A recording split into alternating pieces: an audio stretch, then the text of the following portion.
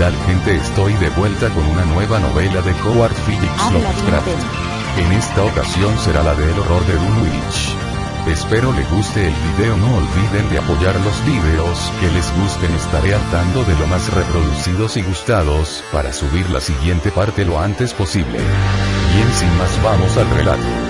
Así respecto a Lea y Kaori, bueno, si ellas murieron. Hijo de Ahora sí al video. El horror de Dunwich, H.P. Lovecraft. Las gorgonas, las hidras y las quimeras, las terroríficas leyendas de Seleno y las arpías, pueden reproducirse en el cerebro de las mentes supersticiosas. Pero ya estaban allí desde mucho antes. Son meras transcripciones, tipos. Los arquetipos están dentro de nosotros y son eternos. De lo contrario, ¿cómo podría llegar a afectarnos el relato de lo que sabemos a ciencia cierta que es falso? ¿Será que concebimos naturalmente el terror de tales entes en tanto que pueden infligirnos un daño físico? No, ni mucho menos. Esos terrores están ahí de antiguo. Se remontan a antes de que existiese el cuerpo humano, no precisan siquiera de él, pues habrían existido igualmente. El hecho de que el miedo de que tratamos aquí sea puramente espiritual, tan intenso en proporción como sin objeto en la tierra, y que predomine en el período de nuestra inocente infancia, plantea problemas cuya solución puede aportarnos una idea de nuestra condición previa a la venida al mundo o, cuando menos, un atisbo del tenebroso reino de la preexistencia. Charles Lamb, Witches and Other Nightmares. Cuando el que viaja por el norte de la región central de Massachusetts se equivoca de dirección al llegar al cruce de la carretera de Aylesbury nada más pasar de Ann's Corners, verá que se adentra en una extraña y apenas poblada comarca. El terreno se hace más escarpado y las paredes de piedra cubiertas de maleza van encajonando cada vez más el sinuoso camino de tierra. Los árboles de los bosques son allí de unas dimensiones excesivamente grandes, y la maleza, las zarzas y la hierba alcanzan una frondosidad rara vez vista en las regiones habitadas. Por el contrario, los campos cultivados son muy escasos y áridos, mientras que las pocas casas diseminadas a lo largo del camino presentan un sorprendente aspecto uniforme de decrepitud, suciedad y ruina. Sin saber exactamente por qué, uno no se atreve a preguntar nada a las arrugadas y solitarias figuras que, de cuando en cuando, se ve escrutar desde puertas medio derruidas, o desde pendientes y rocosos prados. Esas gentes son tan silenciosas y hurañas, que uno tiene la impresión de verse frente a un recóndito enigma del que más vale no intentar averiguar nada. Y ese sentimiento de extraño desasosiego se recrudece cuando, desde un alto del camino, se divisan las montañas que se alzan por encima de los túpidos bosques que cubren la comarca.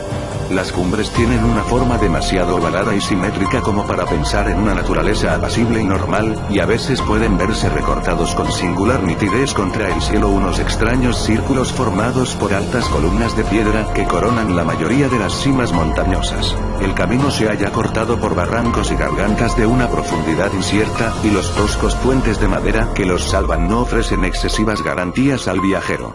Cuando el camino inicia el descenso, se atraviesan terrenos pantanosos que despiertan instintivamente una honda repulsión, y hasta llega a invadirle al viajero una sensación de miedo cuando, al ponerse el sol, invisibles chotacabras comienzan a lanzar estridentes chillidos, y las luciérnagas, en anormal profusión, se aprestan a danzar al ritmo bronco y atrozmente monótono del risono croar de los sapos. Las angostas y resplandecientes aguas del curso superior del Miskatonic adquieren una extraña forma serpenteante mientras discurren al pie de las abovedadas cumbres montañosas entre las que nace. A medida que el viajero va acercándose a las montañas, repara más en sus frondosas vertientes que en sus cumbres coronadas por altas piedras. Las vertientes de aquellas montañas son tan escarpadas y sombrías que uno desearía que se mantuviesen a distancia, pero tiene que seguir adelante pues no hay camino que permita eludirlas. Pasado un puente cubierto puede verse un pueblecito que se encuentra agazapado entre el curso del río y la ladera cortada a pico de Round Mountain, y el viajero se maravilla ante aquel puñado de techumbres de estilo holandés en ruinoso estado, que hacen pensar en un período arquitectónico anterior al de la comarca circundante. Y cuando se acerca más no resulta nada tranquilizador comprobar que la mayoría de las casas están desiertas y medio derruidas y que la iglesia, con el chapitel quebrado, alberga ahora el único y destartalado establecimiento mercantil de toda la aldea. El simple paso del tenebroso túnel del puente infunde ya cierto temor, pero tampoco hay manera de evitarlo. Una vez atravesado el túnel, es difícil que a uno no le asalte la sensación de un ligero hedor al pasar por la calle principal y ver la descomposición y la mugre acumuladas a lo largo de siglos. Siempre resulta reconfortante salir de aquel lugar y, siguiendo el angosto camino que discurre al pie de las montañas, cruzar la llanura que se extiende una vez traspuestas las cumbres montañosas, hasta volver a desembocar en la carretera de Aylesbury. Una vez allí, es posible que el viajero se entere de que ha pasado por Dunwich. Apenas se ven forasteros en Dunwich, y tras los horrores padecidos en el pueblo todas las señales que indicaban cómo llegar hasta él han desaparecido del camino. No obstante ser una región de singular belleza, según los cánones estéticos en boga, no atrae para nada a artistas ni a veraneantes. Hace 2 siglos, cuando a la gente no se le pasaba por la cabeza reírse de brujerías, cultos satánicos o siniestros seres que poblaban los bosques, daban muy buenas razones para evitar el paso por la localidad. Pero en los racionales tiempos que corren, silenciado el horror que se desató sobre Dunwich en 1928, por quienes procuran por encima de todo el bienestar del pueblo y del mundo, la gente elude del pueblo sin saber exactamente por qué razón. Quizá el motivo de ello radique, aunque no puede aplicarse a los forasteros desinformados, en que los naturales de Dunwich se han degradado de forma harto repulsiva, habiendo rebasado con mucho esa senda de regresión tan común a muchos apartados rincones de Nueva Inglaterra. Los vecinos de Dunwich han llegado a constituir un tipo racial propio, con estigmas físicos y mentales de degeneración y endogamia bien definidos. Su nivel medio de inteligencia es increíblemente bajo, mientras que sus anales despiden un apestoso tufo a perversidad y a asesinatos semiencubiertos, a incestos y a infinidad de actos de indecible violencia y maldad. La aristocracia local, representada por los 2 o 3 linajes familiares que vinieron procedentes de Salem en 1692, ha logrado mantenerse algo por encima del nivel general de degeneración, aunque numerosas ramas de tales linajes acabaron por sumirse tanto entre la sórdida plebe que solo restan sus apellidos como recordatorio de origen de su desgracia. Algunos de los Wateley y de los Bishop siguen aún enviando a sus primogénitos a Harvard y Miskatonic, pero los jóvenes que se van rara vez regresan a las semiderruidas techumbres de estilo holandés bajo las que tanto ellos como sus antepasados nacieron y crecieron. Nadie, ni siquiera quienes conocen los motivos por los que se desató el reciente horror, puede decir qué le ocurre a Dunwich, aunque las viejas leyendas aluden a idolátricos ritos y conclaves de los indios en los que invocaban misteriosas figuras provenientes de las grandes montañas rematadas en forma de bóveda, al tiempo que oficiaban salvajes rituales orgiásticos contestados por estridentes crujidos y fragores salidos del interior de las montañas. En 1747, el reverendo Abijah Adley, recién incorporado a su ministerio en la iglesia congregacionalista de Dunwich, predicó un memorable sermón sobre la amenaza de Satanás y sus demonios que se cernía sobre la aldea, en el que, entre otras cosas, dijo: "No puede negarse que semejantes monstruosidades integrantes de un infernal cortejo de demonios son fenómenos harto conocidos como para intentar negarlos. Las impías voces de Azazel y de Busrael, de Belzebú y de Belial, las oyen hoy saliendo de la tierra más de una veintena de testigos de toda confianza. Y hasta yo mismo, no hará más de 2 semanas, pude escuchar toda una alocución de las potencias infernales detrás de mi casa. Los chirridos, redobles, quejidos, gritos y silbidos que allí se oían no podían proceder de nadie de este mundo, eran de esos sonidos que solo pueden salir de recónditas cimas, que únicamente a la magia negra le es dado descubrir y al diablo penetrar". No había pasado mucho tiempo desde la lectura de este sermón, cuando el reverendo Adley desapareció sin que se supiera más de él, si bien sigue conservándose el texto del sermón, impreso en Springfield. No había año en que no se oyese y diese cuenta de estrepitosos fragores en el interior de las montañas, y aún hoy tales ruidos siguen sumiendo en la mayor perplejidad a geólogos y fisiógrafos. Otras tradiciones hacen referencia a fétidos olores en las inmediaciones de los círculos de rocosas columnas que coronan las cumbres montañosas y a entes etéreos cuya presencia puede detectarse difusamente a ciertas horas en el fondo de los grandes barrancos, mientras otras leyendas tratan de explicarlo todo en función de Devil's Hop Yard, una ladera totalmente baldía en la que no crecen ni árboles, ni matorrales ni hierba alguna. Por si fuera poco, los naturales del lugar tienen un miedo cerval a la algarabía que arma en las cálidas noches la legión de chotacabras que puebla la comarca. Afirman que tales pájaros son psicopompos, que están al acecho de las almas de los muertos y que sincronizan al unísono sus pavorosos chirridos con la jadeante respiración del moribundo. Si consiguen atrapar el alma fugitiva en el momento en que abandona el cuerpo, se ponen a revolotear al instante y prorrumpen en diabólicas risotadas, pero si ven frustradas sus intenciones, se sumen poco a poco en el silencio. Claro está que dichas historias ya no se oyen y no hay quien crea en ellas, pues datan de tiempos muy antiguos. Dunwich es un pueblo increíblemente viejo, mucho más que cualquier otro en 30 millas a la redonda. Al sur aún pueden verse las paredes del sótano y la chimenea de la antiquísima casa de los Bishop, construida con anterioridad a 1700, en tanto que las ruinas del molino que hay en la cascada, construido en 1806, constituyen la pieza arquitectónica más reciente de la localidad.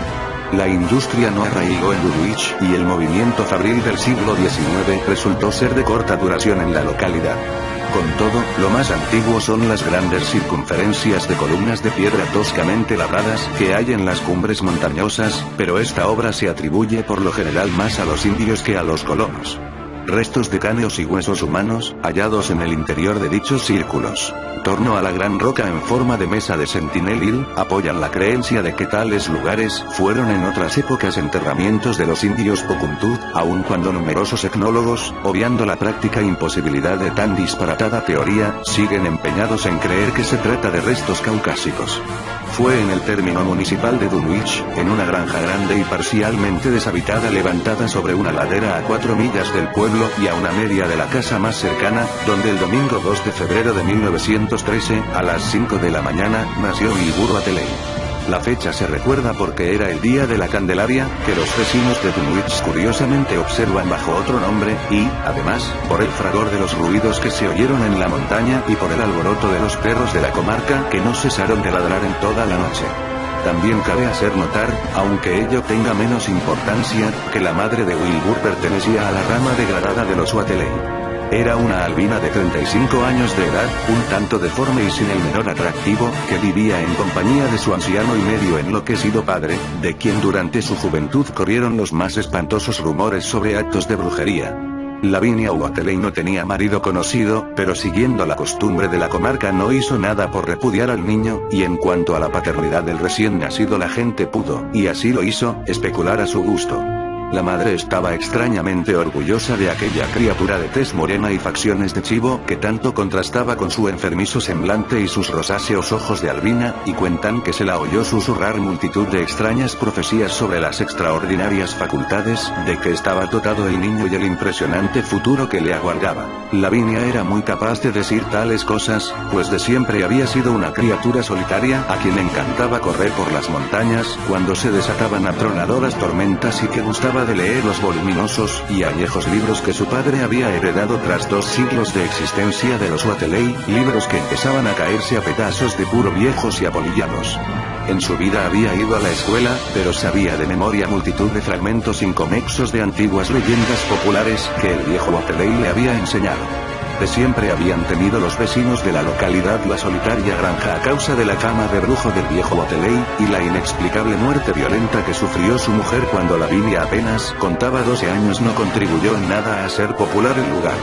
Siempre solitaria y aislada en medio de extrañas influencias, Lavinia gustaba de entregarse a visiones alucinantes y grandiosas, a la vez que a singulares ocupaciones. Su tiempo libre apenas se veía reducido por los cuidados domésticos en una casa en que ni los menores principios de orden y limpieza se observaban desde hacía tiempo. La noche en que Wilbur nació pudo oírse un grito espantoso, que retumbó incluso por encima de los ruidos de la montaña y de los ladridos de los perros, pero, que se sepa, ni médico ni comadrona alguna estuvieron presentes en su llegada al mundo. Los vecinos no supieron nada del parto hasta pasada una semana, en que el viejo Whateley recorrió en su trineo el nevado camino que separaba su casa de Dunwich, y se puso a hablar de forma incoherente al grupo de aldeanos reunidos en la tienda de Osborne. Parecía como si se hubiera producido un cambio en el anciano, como si un elemento subrepticio nuevo se hubiese introducido en su obnubilado cerebro, transformándole de objeto en sujeto de temor, aunque, a decir verdad, no era persona que se preocupase especialmente por las cuestiones familiares. Con todo, mostraba algo de orgullo que últimamente había podido advertirse en su hija, y lo que dijo acerca de la paternidad del recién nacido sería recordado años después por quienes entonces escucharon sus palabras. Me trae sin cuidado lo que piense la gente. Si el hijo de Lavinia se parece a su padre, será bien distinto de cuanto puede esperarse. No hay razones para creer que no hay otra gente que la que se ve por estos aledaños. Lavinia ha leído y ha visto cosas que la mayoría de vosotros ni siquiera sois capaces de imaginar. Espero que su hombre sea tan buen marido como el mejor que pueda encontrarse por esta parte de Aylesbury, y si supierais la mitad de cosas que yo sé no desearíais mejor casamiento por la iglesia, ni aquí ni en ninguna otra parte. Escuchad bien esto que os digo. Algún día oiréis todos al hijo de Lavinia pronunciar el nombre de su padre en la cumbre de Sentinel Hill. Las únicas personas que vieron a Wilbur durante el primer mes de su vida fueron el viejo Secharia Wateley, de la rama aún no degenerada de los Wateley, y Mamie Bishop, la mujer con quien vivía desde hacía años Earl Sawyer. La visita de Mamie obedeció a la pura curiosidad, y las historias que contó confirmaron sus observaciones, en tanto que Secharia fue por allí a llevar un par de vacas de raza Alderney que el viejo Wateley le había comprado a su hijo Curtis. Dicha adquisición marcó el comienzo de una larga serie de compras de ganado vacuno por parte de la familia del pequeño Wilbur, que no finalizaría hasta 1928, es decir, el año en que el horror se abatió sobre Dulwich, pero en ningún momento dio la impresión de que el destartalado establo de Wateley estuviese lleno hasta rebosar de ganado.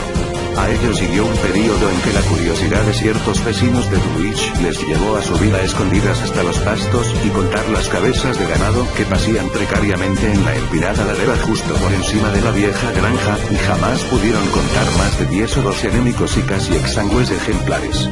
Debía ser una plaga o enfermedad, originada quizá en los insalubres pastos o transmitida por algún hongo o madera contaminados del inmundo establo, lo que producía tan crecida mortalidad entre el ganado de Wateley.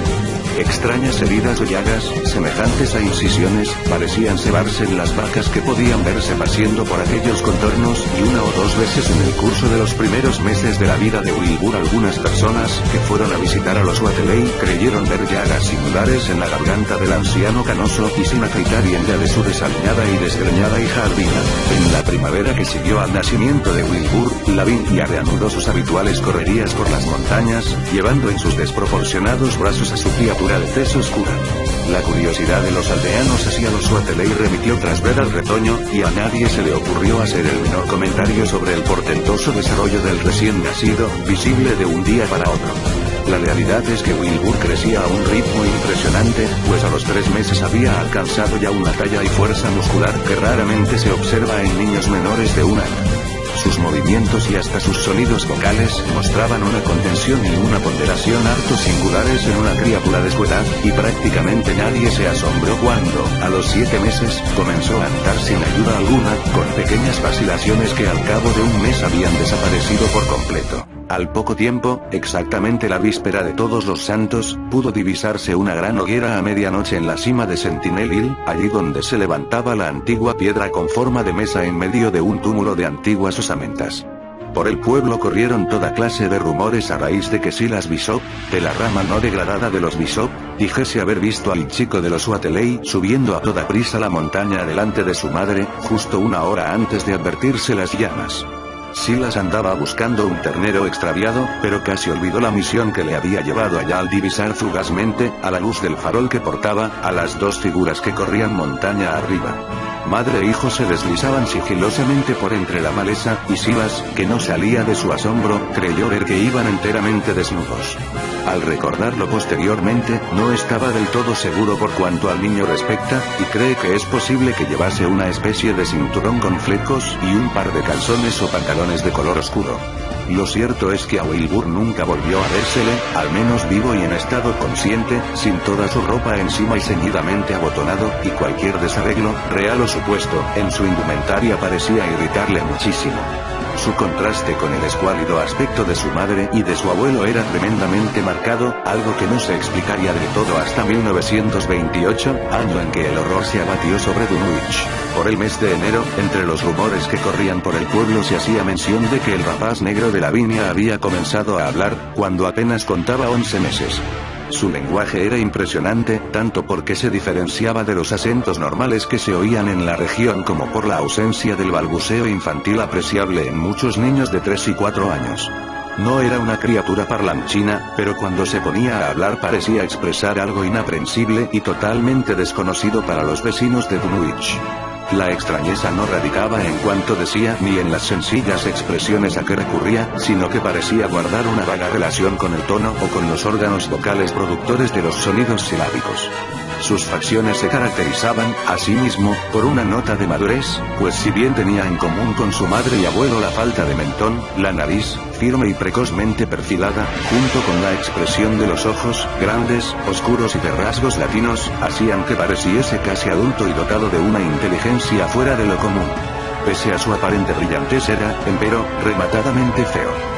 Desde luego, algo de chotuno o animal había en sus carnosos labios, en su tez amarillenta y porosa, en su áspero y desgreñado pelo y en sus orejas increíblemente alargadas. Pronto la gente empezó a sentir aversión hacia él, de forma incluso más marcada que hacia su madre y abuelo, y todo cuanto sobre él se aventuraban a decir se hallaba salpicado de referencias al pasado de brujo del viejo Wateley y a cómo retumbaron las montañas cuando profirió a pleno pulmón el espantoso nombre de Yog-Sothoth, en medio de un círculo de piedras y con un gran libro abierto entre sus manos. Los perros se enfurecían ante la sola presencia del niño, hasta el punto de que continuamente se veía obligado a defenderse de sus amenazadores ladridos. Entretanto, el viejo Wateley siguió comprando ganado sin que se viera incrementar el número de su cabaña. Asimismo, taló madera y se puso a restaurar las partes hasta entonces sin utilizar de la casa, un espacioso edificio con el tejado rematado en pico y la fachada posterior totalmente empotrada en la rocosa ladera de la montaña. Hasta entonces, las 3 habitaciones en estado menos ruinoso de la planta baja habían bastado para albergar a su hija y a él. El anciano debía conservar aún una fuerza prodigiosa para poder realizar por sí solo tan ardua tarea, y aunque a veces murmuraba cosas que se salían de lo normal, su trabajo de carpintería demostraba que conservaba el sano juicio. Empezó las obras nada más nacer Wilbur, tras poner un día en orden uno de los numerosos cobertizos donde se guardaban los aperos, entablarlo y colocar una nueva y resistente cerradura. Ahora, al emprender las obras de reparación del abandonado piso superior, demostró seguir estando en posesión de excelentes facultades manuales. Su manía se reflejaba tan solo en un afán por tapar herméticamente con tablones todas las ventanas del ala restaurada, aunque a juicio de muchos el mero hecho de intentar repararla ya era una locura. Ya se explicaba mejor que quisiese acondicionar otra habitación en la planta baja para el nieto recién nacido, habitación esta que varios visitantes pudieron ver, si bien nadie logró jamás acceder a la planta superior herméticamente cerrada por gruesos tablones de madera. Revistió toda la habitación del nieto con sólidas estanterías hasta el techo, sobre las cuales fue colocando, poco a poco y en orden aparentemente cuidadoso, los antiguos volúmenes apolillados y los fragmentos sueltos de libros que hasta entonces habían estado amontonados de mala manera en los más insólitos rincones de la casa. Me han sido muy útiles, decía Wateley mientras trataba de pegar una página suelta de caracteres góticos con una cola preparada en el herrumbroso horno de la cocina, pero estoy seguro de que el chico sabrá sacar mejor provecho de ellos. Quiero que estén en las mejores condiciones posibles, pues todos van a servirle para su educación. Cuando Wilbur contaba 1 año y 7 meses, esto es, en septiembre de 1914, su estatura y, en general, las cosas que hacía se salían por completo de lo normal. Tenía ya la altura de un niño de 4 años, hablaba con fluidez y demostraba hallarse dotado de una inteligencia bien despierta. Andaba solo por los campos y empinadas laderas, y acompañaba a su madre en sus correrías por la montaña. Cuando estaba en casa, no cesaba de escudriñar los extraños grabados y cuadros que encerraban los libros de su abuelo, mientras el viejo Wateley le instruía y catequizaba en medio del silencio reinante de muchas largas e interminables tardes.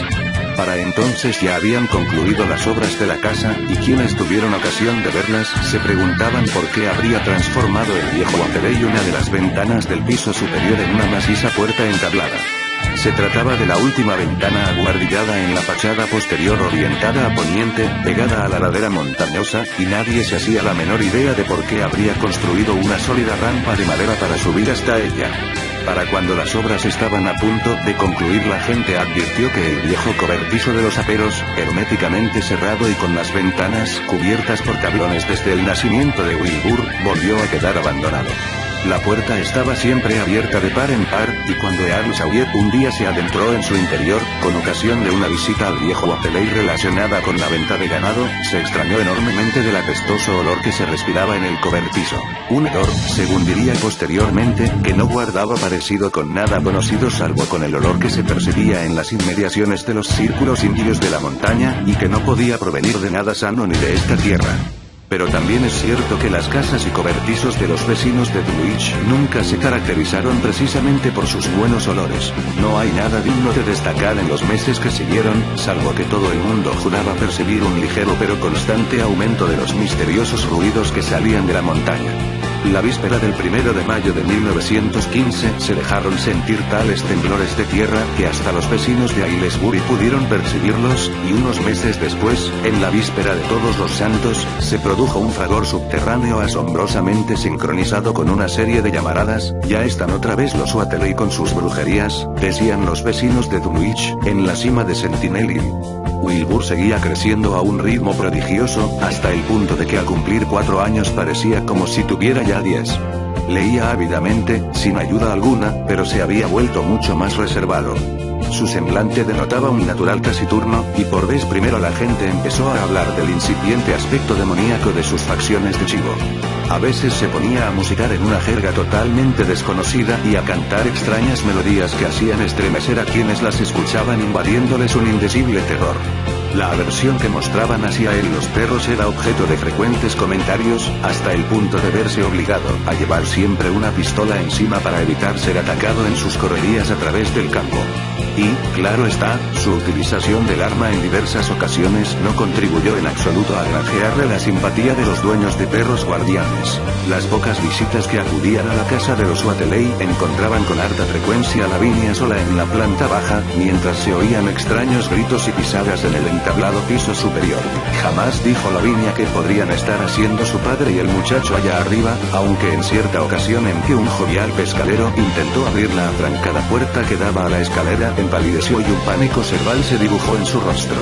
El pescadero contó luego en la tienda de Dulwich que le pareció oír el pataleo de un caballo en el piso superior. Los dientes que en aquel momento se encontraban en la tienda pensaron al instante en la puerta, en la rampa y en el ganado que con tal celeridad desaparecía, estremeciéndose al recordar las historias de los años mozos del viejo Wateley y las extrañas cosas que profiere la tierra cuando se sacrifica un ternero en un momento propicio a ciertos dioses paganos.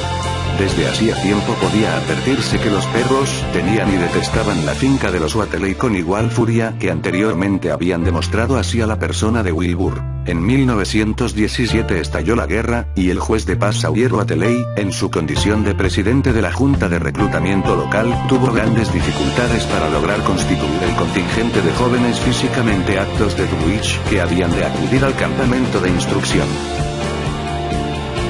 Bueno, eso es todo. No olvides agregarme a mis redes sociales. También dejo algunas páginas de ocio en Facebook, los enlaces en la descripción. ¿Dónde te metiste, maldito?